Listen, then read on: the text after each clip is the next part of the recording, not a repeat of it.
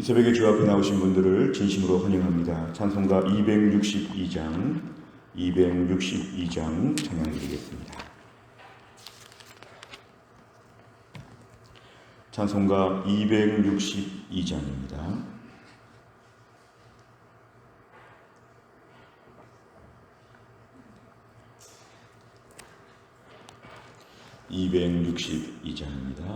날 구원하신 예수님 영원히 찬송하겠네. 저 죄인 어서 주께 와 죄 사유하심 받으라. 구하라 주실 것이요 찾으라 얻을 것이라. 죄 중에 상한 영혼을 주 온전하게 하시네. 주 우리 죄로 인하여 피 흘려 죽으셨으니 주밖에 없는 사랑을 만 백성 알게 전하세. 주 예수 사랑 못 잊어 나 항상 눈물 흘리네. 이 세상 어디 가든지 나 주만 생각합니다. 목마른 자의 생애와 영생의 물을 마시라. 내 주를 사랑한데도 늘 맘에 부족하도다. 아멘. 하나님 말씀은 이사야 23장 8절부터 18절입니다. 이사야 23장 8절부터 18절의 말씀, 구약 993페이지에 있습니다.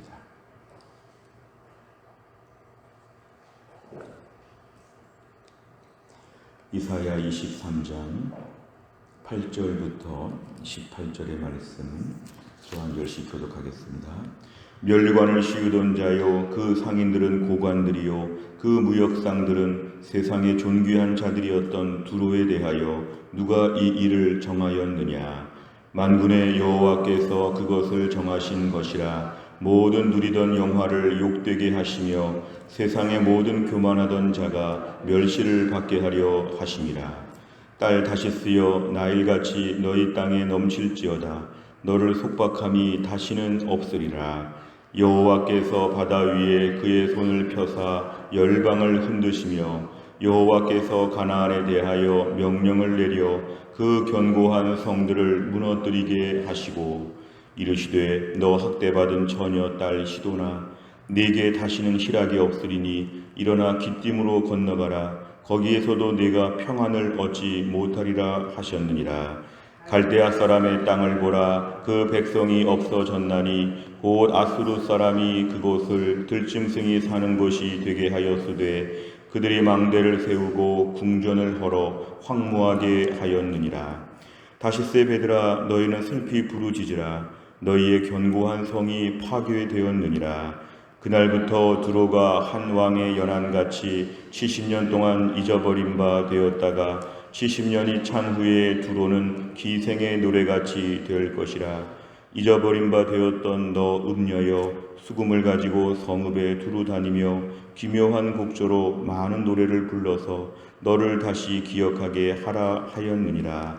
70년이 찬 후에 여호와께서 두로를 돌보시리니 그가 다시 값을 받고 지면에 있는 열방과 음란을 행할 것이며, 같이 읽습니다. 그 무역한 것과 이익을 거룩히 여호와께 돌리고 간직하거나 쌓아두지 아니하리니 그 무역한 것이 여호와 앞에 사는 자가 배불리 먹을 양식, 잘 입을 옷감이 되리라. 아멘. 이사야 23장 어제와 오늘의 말씀은 계속해서 두로와 시돈 지역에 대한 하나님의 경고와 심판의 메시지를 담고 있습니다. 오늘 8절에 보니까 면류관을 씌우던 자라 그랬습니다. 이 면류관은 왕관이라는 뜻인데 왕에게 면류관을 씌웠다는 것은 왕관을 씌웠다는 것은 주변 민족들을 다 점령하고 주변 민족을 임의로 왕으로 세울 수 있는 왕을 세운다는 것은 왕보다 높은 자리이기 때문에 이 두로와 시돈이 그 지역의 주변에 많은 나라의 왕들을 결정해주고 왕들을 임명할 수 있었다는 것을 얘기하면서 얼마나 강성했는지를 얘기합니다. 주로 무역업을 했기 때문에 그 상인들이 많았는데 고관들이다. 이것은 매우 높은 자리에 있는 사람들, 무역상들도 세상의 존귀한 자들. 그러니까 오늘 두로와 시돈은 그 지역에서 아주 맹주와 같은 그 지역 전체의 중심이 되었던 그런 땅인데 8절 끝에 보니까 누가 이 일을 정하였느냐. 그렇게 대단한 두로와 시돈 위에 누가 있느냐? 하나님이 계시다는 것입니다. 인간적으로 볼 때 대단하게 보였지만 이 두로와 시돈 위에는 하나님이 존재하시는데 9절에 보니까 만군의 여호와께서 그것을 정하셨다. 하나님 모든 군대의 주인 되시는 하나님께서 열방의 통치자 하나님께서 두로와 시돈에 대해서도 하나님이 조종하신다는 것입니다. 모든 누리던 영화, 저들이 누렸던 화려한 것들을 하나님이 욕되게 하신다. 세상의 모든 교만하던 자가 멸시를 받는다. 이 교만하던 자, 이게 바로 두로와 시돈을 얘기합니다. 그렇게 대단하게 보였는데 이제 하나님이 심판을 집행하신다는 것입니다. 10절에 보니까 딸 다시스, 이 다시스 지역에 나일같이 너희 땅에 넘칠지어다. 이것은 애굽의 나일강처럼 이제 많은 이제 물들이 흐른다는 것인데 너를 속박함이 없다는 것은 이제 하나님께서 이 땅 가운데서 새롭게 일하신다는 것을 보여줍니다. 딸 다시스를 하나님이 나일같이 넘치게 하신다는 것은 이제는 이 딸 다시스를 속박하던 자가 없고 이제 마음껏 다시스, 오늘날 스페인 지역의 이곳도 하나님이 다루신다는 것입니다.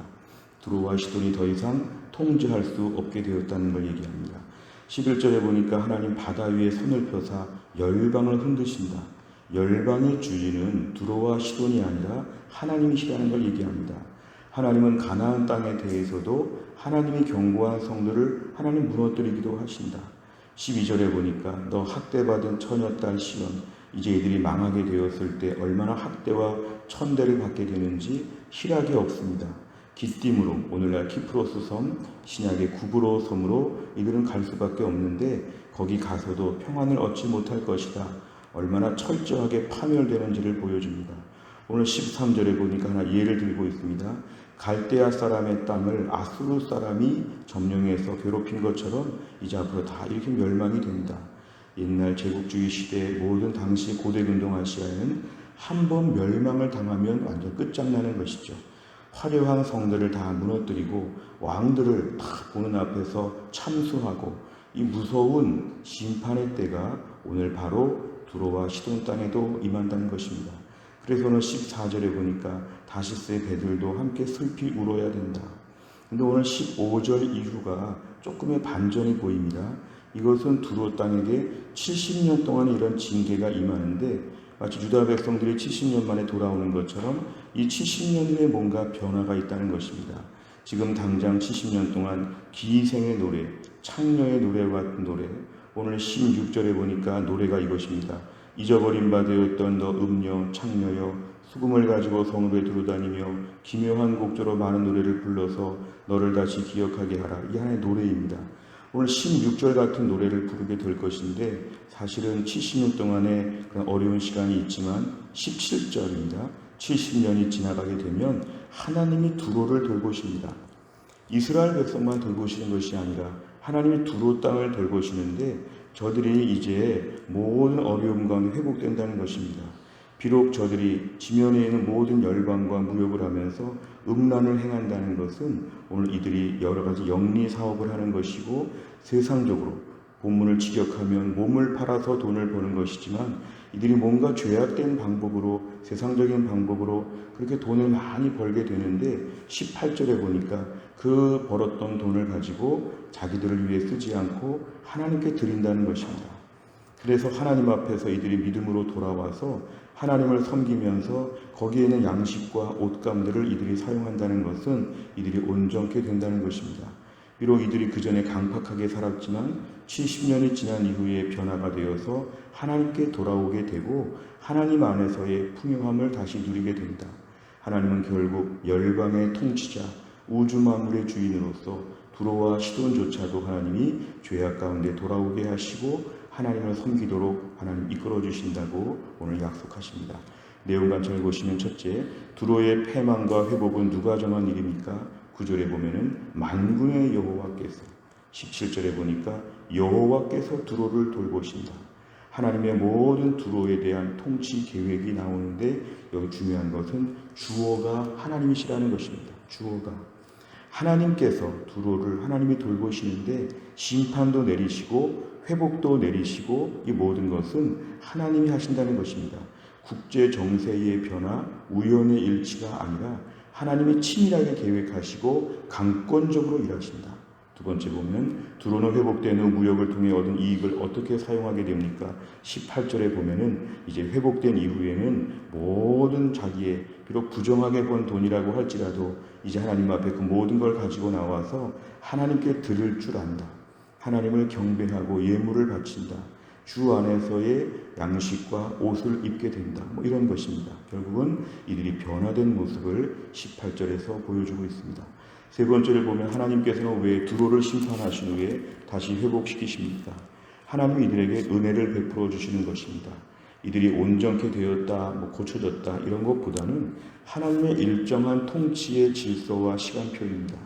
이들이 온전히 회복되어서가 아니라 하나님이 이들에게 70년 정도 징계를 내리시고 하나님이 고치신다.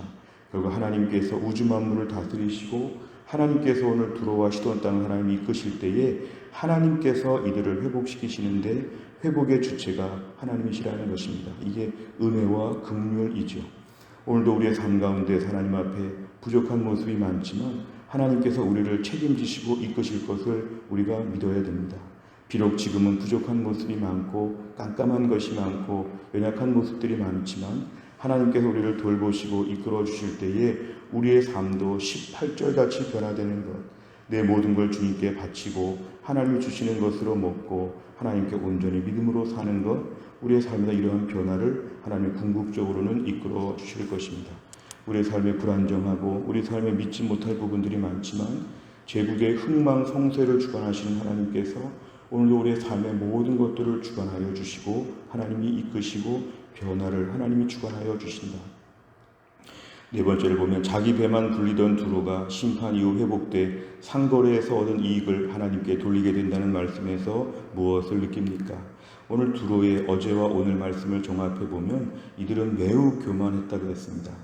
오늘 9절에 보니까 모든 교만하던 자가 얼마나 이들이 교만했는지, 혹시나 우리가 우리의 재정적인 부분을 가지고 교만하지 않는지, 혹시 우리가 가진 바를 가지고 너무 우쭐하지 않는지, 하나님 앞에서의 나의 모든 받은 것은 은혜라고 생각하고 하나님 앞에 모든 걸 돌리고 이것을 나눠주며 베푸는 삶이 될 수 있도록 결단하는 것이 필요합니다. 이 돈이라고 하는 것이 하나의 우상처럼 되어서 우리에게 끝없이 돈을 벌라고 합니다. 그리고 그 번 돈을 화려하게 쓰라고 합니다. 그것을 우리와 우리 당대에 우리 자녀 세대에 많이 넘겨주는 걸 미덕이라고 생각합니다. 그러나 하나님께서는 우리에게 필요한 걸 우리에게 주시고 자식들에게 필요한 걸 자식들에게 주시고 손주에게 필요한 건 손주에게 하나님이 직접 주실 것입니다. 내 인생에 지나친 부담, 경제적인 모든 축적에 대한 이러한 부담, 이런 것들을 내려놓고 주신 은혜에 따라서 하나님을 마음껏 섬기고 하나님 이웃을 마음껏 섬기는 마음이 얼마나 있는가. 우리는 이런 면에서 너무 부족하지 않은가. 하나님 이런 자들을 향해서 교만하다고 말씀하시고 오히려 하나님이 때가 되면 한꺼번에 하나님께서 모든 것을 집행하신다. 겸비함으로 나누며 섬기는 삶이 되게 하여 주옵소서. 오늘 본문의 두로와 시돈은 70년이라고 하는 징계를 받은 이후에 이렇게 변화되었다면 오늘 우리의 삶 가운데는 이렇게 징계와 어려움을 겪지 않고도 넉넉하고 평탄할 때에 나눠주며 베푸는 훈련들을 우리가 하는 것이 매우 필요합니다. 다섯 번째를 보면 내가 필요 이상의 물건들을 사들여 쌓아두는 것은 무엇입니까? 내게 주신 물질을 정직하게 주님께 돌리고 이웃을 섬기는 데 사용하기 위해서 무엇을 결단하겠습니까? 오늘 말씀은 내가 가진 물질을 가지고 하나님을 어떻게 더 잘 섬길 수 있는지를 한번 고민해 보시기를 바랍니다. 물질로 하나님을 섬길 수 있는 것, 또한 물질로 이웃을 섬길 수 있는 것, 어떻게 섬겨야 될지, 누구를 위해 섬겨야 될지, 이게 하나님 앞에서 우리에게 매우 중요한 신앙의 부분이라는 것입니다. 오늘 18절에서 들어와시더니 변화되었는데 오늘 우리의 삶 가운데도 믿음의 성장은 18절 같이 사는 것입니다. 비록 나의 부족한 모든 모습이 있으나 오늘도 이것을 가지고 하나님을 섬기고 이웃을 섬기고 나에게 주신 모든 걸 가지고 교만의 도구가 아니라 섬김의 도구가 되게 하여 주옵소서. 자랑의 도구가 아니라 나눔의 도구가 되게 하여 주옵소서. 그렇게 보면 하나님 열방을 통치하신 하나님께서 우리를 살펴보시면서 우리의 그 믿음을 보시고 하늘의 특별한 은혜를 우리에게 허락하여 주실 것입니다. 또한 나를 살면서도 우리의 많은 물질적인 것, 우리의 가진 것을 가지고 하나님을 더 잘 섬기고 이웃들을 더 잘 섬길 수 있는 순종하는 믿음의 사람 다 될 수 있기를 간절히 바랍니다. 기도하겠습니다. 하나님 아버지 감사합니다. 오늘 이 새벽에도 하나님이 저희를 깨우사 나그네 인생길에 또 한 날 2023년 9월 19일 화요일 아침에 일어날 수 있는 건강을 허락하여 주시고 첫 시간을 주 앞에 바칠 수 있는 믿음을 주시고 함께 기도할 수 있는 예배당을 우리에게 허락하여 주시고 믿음의 공동체를 주심을 감사합니다. 오늘도 주의 말씀 붙잡고 또 한 날을 시작합니다. 들어와시더니 그렇게 화려하고 그렇게 존귀하고 그 지역에서 맹주와 같이 살았지만 하나님 앞에서 하루아침에 멸망한 이들의 모습을 계속 살펴보았습니다. 이들의 교만함, 가진 것으로 교만했던 이들을 하나님이 책망하시고 70년 이후에 가진 것으로 하나님을 섬기고 주변의 많은 민족들을 섬기는 민족으로 하나님 바꿔주실 것이라고 하셨는데 오늘도 우리 믿음의 삶에 교만한 것, 높은 마음을 품었던 것 주님 다 용서하여 주옵소서. 내가 가진 것이 다 은혜인데 내가 가진 것으로 교만의 도구, 자랑의 도구로 사용하지 않게 하여 주시고 이것으로 하나님을 잘 섬기고 이웃에게 베풀며 섬길 수 있는 축복의 통로가 되게 하여 주옵소서. 또한 나를 살면서도 하나님 아버지 교회 안에서 몸이 약한 분들을 하나님이 고쳐 주옵소서. 하나님 아버지 연공훈 집사님을 고쳐주시고 김혜은 권사님을 고쳐주시고 유동혁 성도님을 고쳐주시고 신효승 권사님과 한재율 집사님을 하나님이 특별히 고쳐주시어서 오늘도 하나님께서 그 약한 몸을 온전하게 만들어주시고 기적의 치유가 있도록 하나님이 함께하여 주옵소서. 하나님 중직자 선거를 앞에 놓고 김영석 집사님, 김주석 집사님, 정관수 집사님, 권지희 집사님, 남지원 집사님, 류효선 집사님, 박순천 집사님, 최정희 집사님을 하나님이 붙잡아 주시어서 8명의 공천받은 분들이 한 주간 동안 잘 준비되고 온 교회가 일을 놓고 마음을 잘 모아서 돌아오는 주일에 중직자 선거를 은혜롭게 잘 감당하게 하시고 새날의 꿈과 비전이 생길 수 있도록 하나님이 교회를 축복하여 주옵소서. 하나님 또 한 날도 믿음으로 살기를 원합니다. 오늘도 하루 종일 주님과 동행하며 말씀을 하루 종일 묵상하는 가운데 성령 충만 은혜 충만한 모습으로 살 수 있도록 하나님이 함께하여 주옵소서. 한날의 일정을 주님께 의지하오며 예수님의 이름으로 기도하옵나이다. 아멘. 매주 화요일마다 기도하는 교회 기도 제목은 교회를 섬기는 분들을 위하여 기도합니다. 교회를 섬기는 분들이 은혜 받아서 일할 수 있도록 또한 저와 장로님들과 우리 교육자님들과 우리 교회 모든 중직자들이 성령 충만 은혜 충만함으로 하나님의 교회를 잘 섬길 수 있도록 오늘 특별히 기도해 주시기를 바랍니다. 주기도문 하겠습니다.